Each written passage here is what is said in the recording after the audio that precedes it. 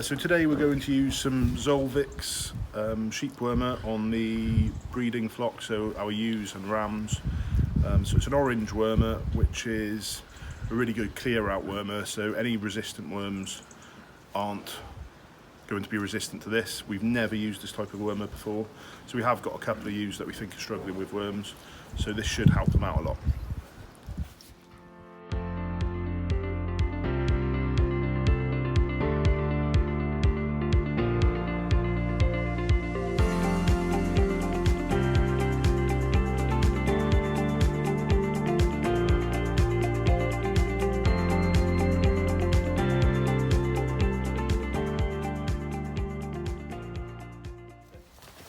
So we put them in the race, so we're obviously going to use the wormer now. So we'll put a little dot of paint on each one once we've done it. We're going to do all of them. Some of them may not have a worm issue, although none of them are in amazing condition because they've obviously just weaned lambs a few weeks ago. Most of them. A few of them are, like this one's really thin, like she's really thin, so she's got almost certainly got worms. So she definitely needs her dose. And this, because there's no resistance to this, this is going to really help them out. So this is a new wormer, and it came with a new gun, so it's a completely different setup to the normal one with a trigger. So it feels a bit weird when you're holding it, so we'll see how we get on. So you just put it in the side of the ewe's mouth, and that's it, she's had her dose. So she needs a dot of paint, Sid. Put a little one on her head, there you go. Left would be nice.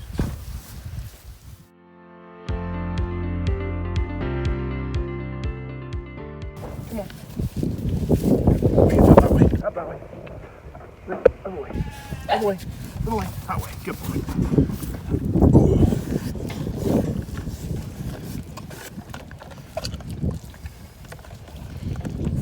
So this is set up 4 mil at the moment. He needs 8 because he's a big boy. He's 80 kilos.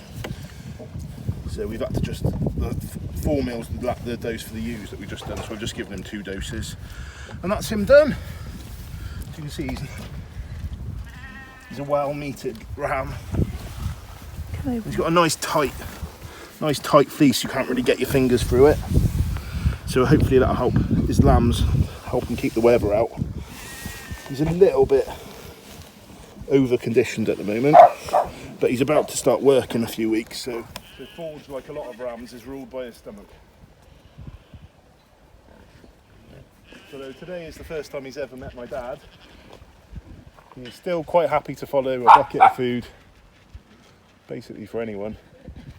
I don't think my dad can retrieve the bucket, but he's going to have to actually eat his way through the bucket before my dad's allowed it back.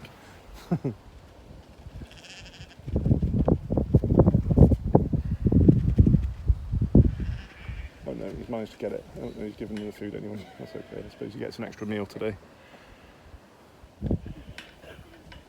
You'll find it. You'll be alright. Don't worry.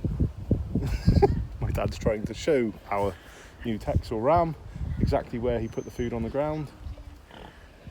Which is a bit excessive, so I'm pretty sure he'll find it.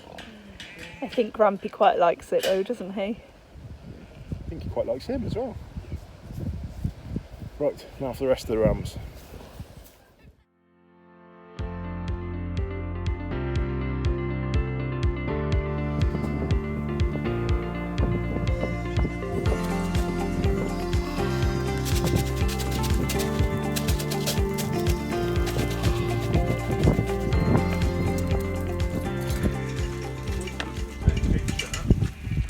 Once that gate's shut now, we'll bring some more in. As soon as that gate shuts, just open these hurdles. I'm going to bring another group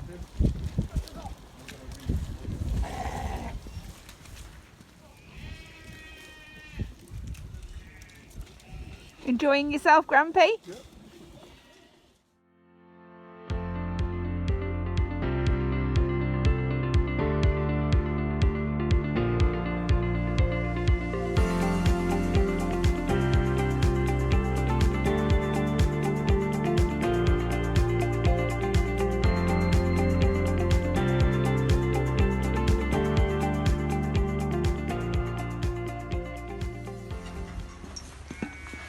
So we've got a mix of the rest of the rams and the wethers we've got.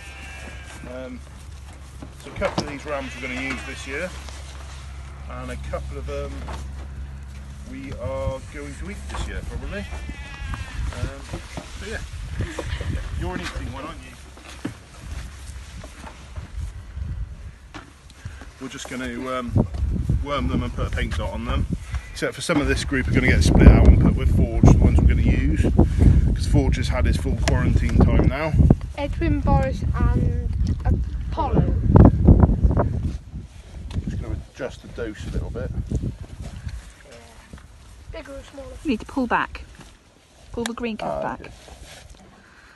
Oh, it's quite easy actually. Is it? Yeah. It's a lot quicker than some of them to adjust. Took me ages to figure it out because I couldn't get it to turn like the normal ones. And then you push it back in to lock it off. Oh, cool. You'll remember me telling you that one's quite feisty. Ah, was that the one you were mentioning in one of the vlogs? Yeah. I kind of painted In the the wall. Still feels a bit alien, but it's easy to adjust. See, it would be nice to have a narrow race set up, so eventually we will get round to that. It's easier with a shorter pipe. I've got a bit of air in it where it's still too long. No. I reckon we go half again on the pipe. Yeah.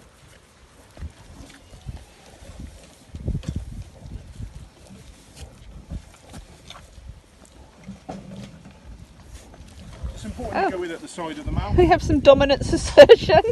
Well, these are mixed two groups together the first time in a Yeah. few months. It's important you go in at the side of the mouth so you don't break any of their teeth. Dirty Forest. That's one of the ones we may put on a year. Put them up here so you can see. You can see he's got nice markings. He's one of Blackbird's when I use. He's a bit of a pain, but he is a pretty sheep. And for a Shetland, he's quite chunky. So he's got teeth at the front, but not at the sides. So you just go in at the side of the mouth, Okay. and then you don't damage his teeth. And the dose goes down his throat as opposed to him spitting it out in his mouth. He's got nice teeth. And you'll remember in one of the vlogs, I showed you his mum and her two lambs that we. Well, maybe. So we're just making sure everything's still okay with his balls. Still got two big even balls. He's got a bit of grey coming through on his fleece, but It's quite the odd bit of white. He's got quite nice crimp. He's a little bit open on the back though. So he's a little bit too open on the back maybe. There and stuff. So that'll let some weather in, some rain, and when it's rainy and windy, it'll let a little bit of weather in. So it's not perfect, but he's all right. Just check his teeth. He's got nice horns coming now, so he's about a year and a half. His first year with it. So he's got nice symmetrical even horns. They're growing away from his head. Nice and nice. It's got a nice even bite. It's not overshot or undershot. Can I get in there so we can see that? Nice teeth. No broken teeth or anything, but he's young, so he hasn't. You shouldn't have. He shouldn't have any broken teeth yet. Can we get it in? Okay, so this is Apollo. So we've used him a few times. He's 3 or 4 years old now, I think. So he's There. nice even teeth again. No broken ones. His horns are getting quite, they've got a nice curl on, but they're growing away from his head. They're a little It's where he's been like. textured where he's been fighting, and there's a bit of an unevenness where they were probably a bit deficient in something for a little while, just at that point in his life. He's got nice curly horns. He was one of our first sheep we bred. He was. So you our can first see sheep, he's got wasn't a slightly less open fleece. He's got a nice even fleece down his back. he? He's a It'll grey, which is rare. Help keep some of the weather out. So check his mouth. Have a look at his mouth. How is he? Well, he's got all his teeth still, so he hasn't got a broken mouth yet. So he's a full-mouthed ram. I think he's about 6 or 7. See, yeah, they're good. They still okay? No weird lumps or anything? No.